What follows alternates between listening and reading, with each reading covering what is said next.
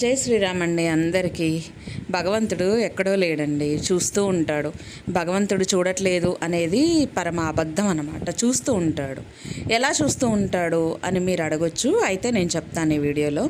ఎలా అంటే, పాపం ఇంతకుముందు వర్క్ ఫ్రమ్ హోమ్ జాబ్స్ అని చెప్పి అందరినీ కూడా అందులోకి దించి, తీరా వాళ్ళు డబ్బులు అడిగితే మేము మోసపోయామని చెప్తే వాళ్ళ ఐడీలు బ్లాక్ చేసి, వాళ్ళ కామెంట్స్ కనపడకుండా చేసి, వాళ్ళని నానా రకాలుగా హింస పెట్టి వాళ్ళని ఇబ్బంది అనేది పడేటట్టు చేసామన్నమాట. చేసినప్పుడు అంతమంది ఘోష ఊరికనే ఉందా? ఒక ప్రెగ్నెంట్ లేడీ వాళ్ళ హస్బెండ్ తోటి అసలు తన్నులు తినింది ఆ అమ్మాయి బాధ ఈ రోజుకి సగం తీరిందే లేదు. డబ్బులు అందరికీ వెనక్కి పడ్డది లేదు. మోసపోయిన వాళ్ళు చాలామందే ఉన్నారు. వాళ్ళందరికీ న్యాయం అనేదే జరగలేదు. అందరి కడుపు మంట ఎక్కడికి పోతుంది చెప్పండి? ఏదో ఒక రూపంలో మన వెనకాలే మనతో పాటే చుట్టూ తిరుగుతూ ఉంటుంది.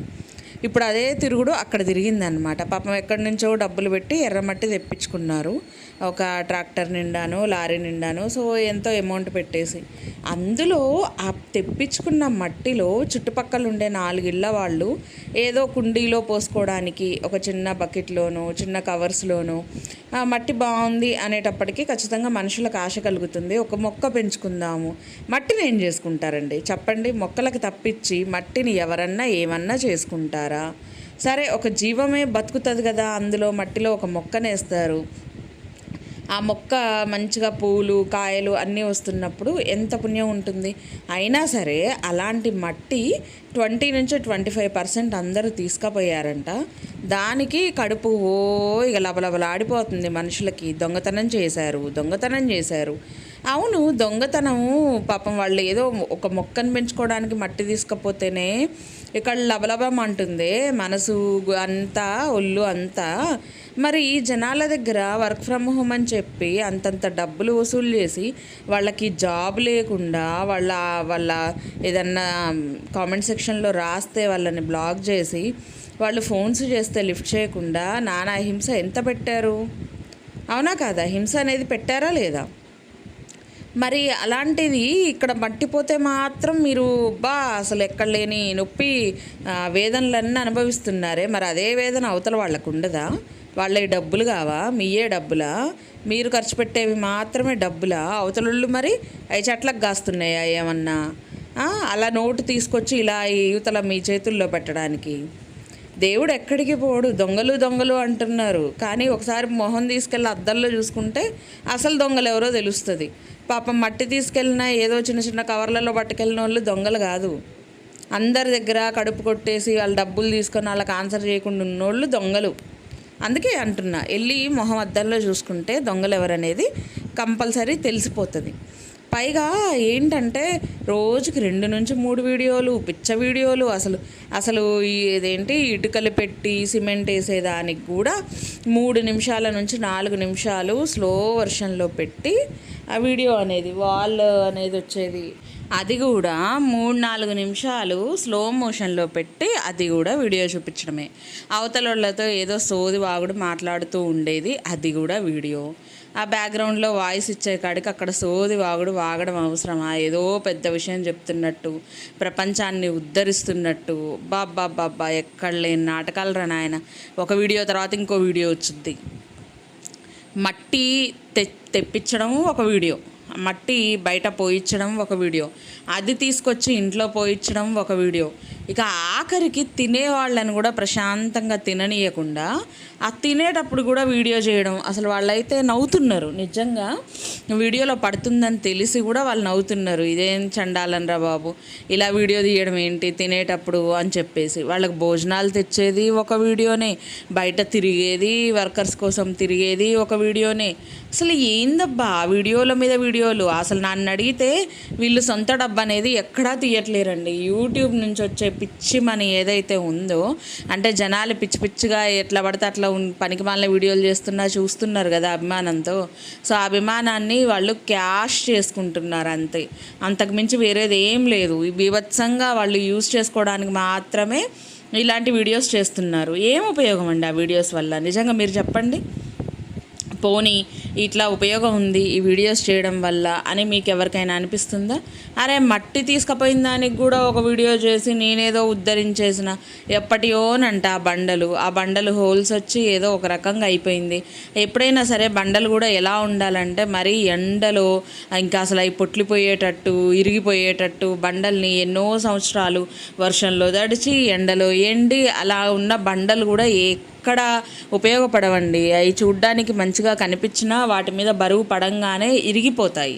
అలాంటివి ఎప్పుడో పనికిమాలినవి వీటి గుర్తులు అని చెప్పేసి తీసుకెళ్ళి అక్కడ పెట్టేది అవి కూడా ఏం ఉపయోగం అండి వీడియోస్ చేసి? అసలు వాటి వల్ల ఎవరికన్నా యూజ్ ఉందా? ఏదో తీపి గుర్తులు అన్నట్టు వీడియోస్ చేపించడం, ఈ ఇంట్లో వస్తువులు తీసుకెళ్ళి ఆ ఇంట్లో పెట్టడం, ఆ ఇంట్లో వస్తువులు తీసుకొచ్చి ఈ ఇంట్లో పెట్టడం, అసలు అది కూడా ఒక వీడియోస్? అసలు వాళ్ళు ఎవరికన్నా ఒక వీడియో చేశారంటే అది 10 మంది చూసి ఉపయోగపడేటట్టు ఉంటే సరే, అలాంటి వీడియోని మెచ్చుకోవచ్చు. కానీ చేసే పనికిమాలిన పనులు కూడా ఈ వీడియో తీసి పెట్టడం ఏందో, ఎదురుగా ఏది ఉంటే మనకింది నీళ్ళల్లో పాపం వాళ్ళు అసలు నిజంగా చెప్పాలంటే బోరు వాటర్ ఫెసిలిటీ లేనిది వర్కర్స్ అసలు పనిచేయరండి నిజంగా. ఎందుకంటే వాళ్ళు ఎవరు మోస్తారు? ఈ కాలంలో మోసే వాళ్ళు ఎవరున్నారు చెప్పండి?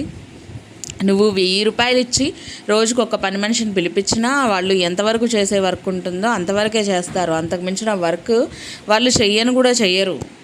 మీరిచ్చే 1000 రూపాయలకి ఈ పనులే ఎక్కువ, ఇంకా మళ్ళీ మోసుకొని రావడం కూడా. ఎవరు మోస్తున్నారండి?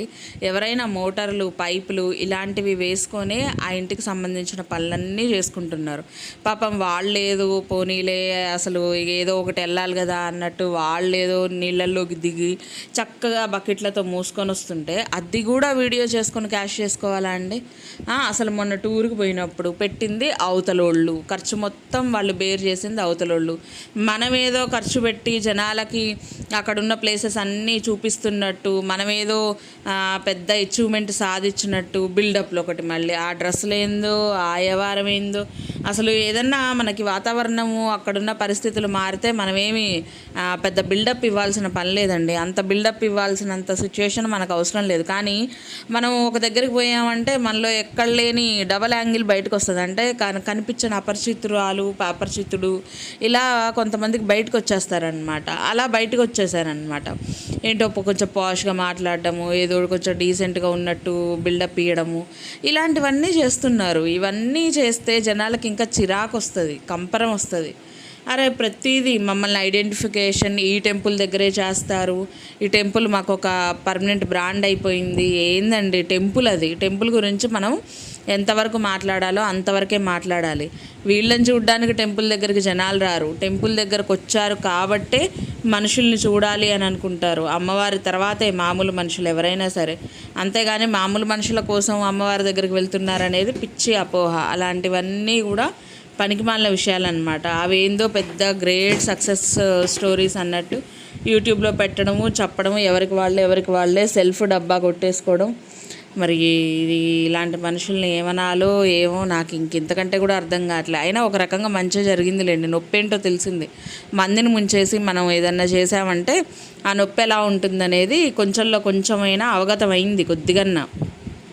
అసలు లేకపోతే ఆ మాత్రం తెలియదు కదా. ఇప్పుడు అర్థమైందా భగవంతుడు ఉన్నాడు అని నేను ముందే మీకు ఎందుకు చెప్పాను అని చెప్పి. సో వాళ్ళు ఎవరినైతే ఇబ్బంది పెట్టారో అలాంటి ఇబ్బందుల్లో వాళ్ళు పడితేనన్నా కొంచెం బుద్ధన్న వస్తుంది. సో అందుకని భగవంతుడు ఖచ్చితంగా చూస్తాడు, ఇలాంటి వాళ్ళకి బుద్ధి అనేది చెప్తాడు అని నా ఒపీనియన్ అనమాట. సో ఇదేనండి ఈరోజు వీడియో. అయితే మీకు నచ్చిందని అనుకుంటా. నచ్చితే లైక్ చేయండి, షేర్ చేయండి, అలాగే సబ్స్క్రైబ్ చేసుకొని పక్కనే ఉన్న బెల్ కూడా కొట్టేయండి. అప్పుడే నేను చేసే వీడియో నోటిఫికేషన్స్ మీ దాకా వస్తాయి. Thank you so much for watching. ఇంకో మంచి వీడియోతో మీ ముందుకు వచ్చేస్తాను. బాయ్.